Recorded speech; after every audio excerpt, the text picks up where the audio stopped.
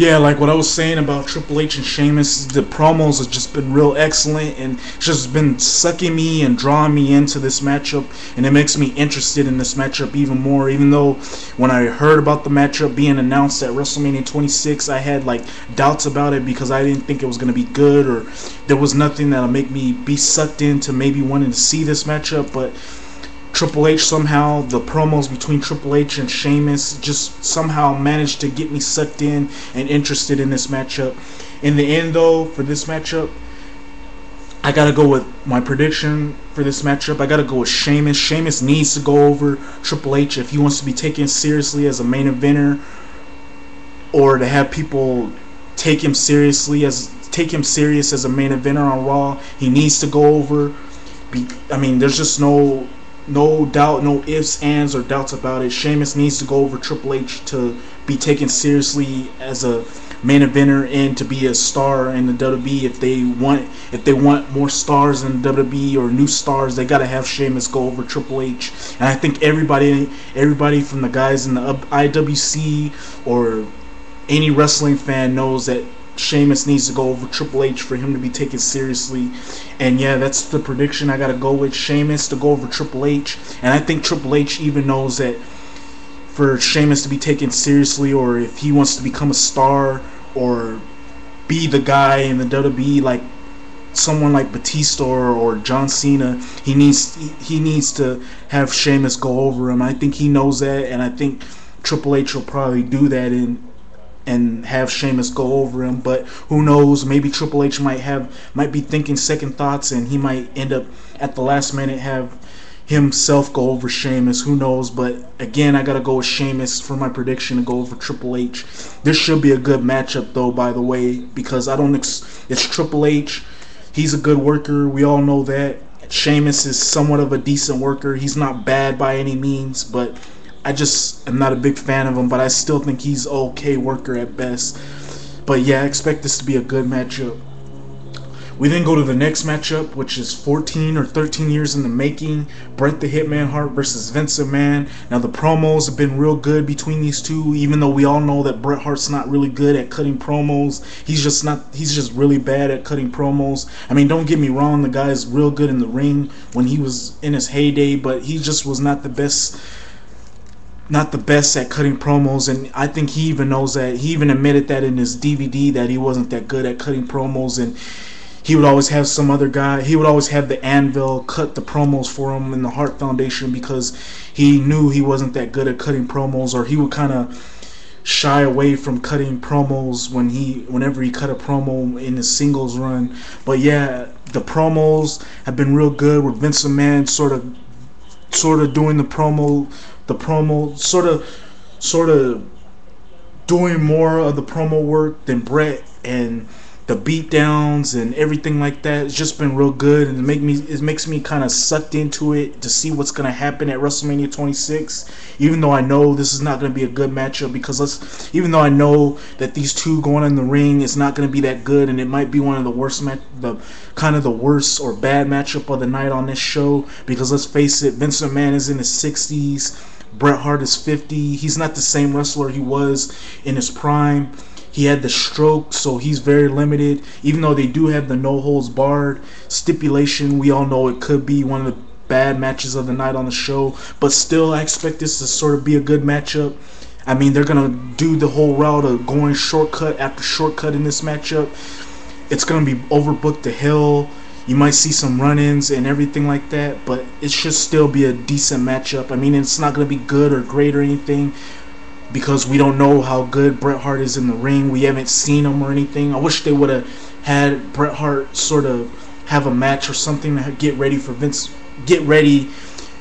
face Vince McMahon, to sort of see how he is in the ring, but they didn't do that, so now we're just going to be curious of how he's going to be in the ring. But still, I expect Bret Hart and Vince McMahon to put on a decent no-holds-barred matchup with, like I said again, the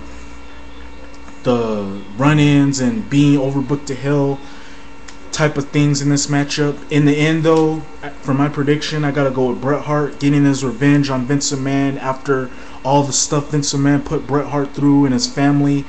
I see Bret Hart getting his revenge and being the winner in this matchup. So yeah, Bret Hart for my prediction in this matchup.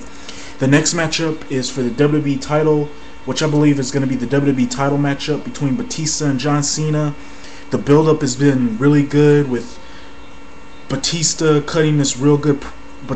John Cena cutting real good promos. Batista saying that John Cena is a paper champion and that every time those two get in the ring, bad things happen, and Batista should have been the star and not John Cena. Like, the company should have focused a lot more on Batista, not John Cena, and just a lot of good stuff from these two that just keeps sucking me in every week whenever these two cut a promo against each other, or whenever Batista attacks John Cena. It's just been really good and probably one of the best built matches on the show, and it's got me real interested in this matchup. And I expect a real good matchup between these two, because we all know these two had a good matchup at SummerSlam 2008, even though it was a short matchup. For that amount of time those two had in the ring against each other, they put on a really good quality matchup at SummerSlam, and I don't expect anything less between these two. I expect almost the same type of matchup from SummerSlam 2008, just a little bit longer. And just a little bit longer because that matchup was short. So yeah, I expect this to be a real good matchup. In the end though, I gotta go with John Cena going over, because we all know he's gonna go over. We all know whenever John Cena gets beat down or he doesn't get much offense during the whole promo or the build up to a matchup, he always ends up coming out on top because he's Superman. So we all know he's gonna end up beating Batista and coming out on the end on top. So yeah, John Cena to be your new WWE champion and finally get his revenge on Batista, and finally getting his revenge on the turmoil and for losing his matchup against Batista, and for Batista injuring him at SummerSlam 2008. So yeah, John Cena to be your new WWE champion. The next matchup, I believe, which should be the main event, but I have a feeling it won't, and that's kind of a good thing. That's the career versus streak matchup between The Undertaker and Shawn Michaels. Now I can talk about the build up to this matchup and everything like that, but we already know the build up has been real good. It's been way better than their build up from their matchup from last year, and I mean, I could go on and on and on about it, but it just speaks for itself, as I expect this to be a really good matchup. The promos have been real good. I mean, what more can you ask for between The Undertaker and Shawn Michaels to make this matchup, to make the build up to this matchup even more better than it already is?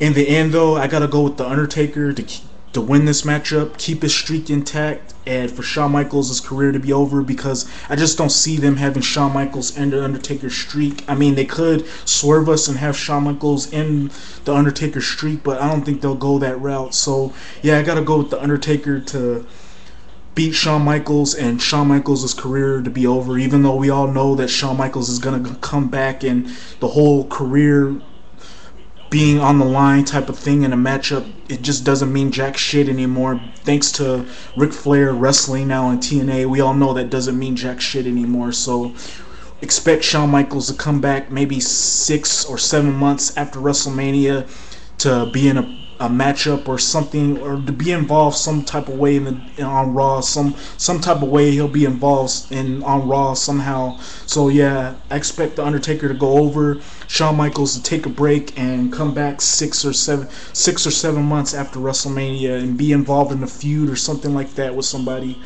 So yeah, Undertaker to go over in this matchup. And then finally, the main event, which I believe should be the main event, and that's for the WWE World Heavyweight title match between Chris Jericho and Edge.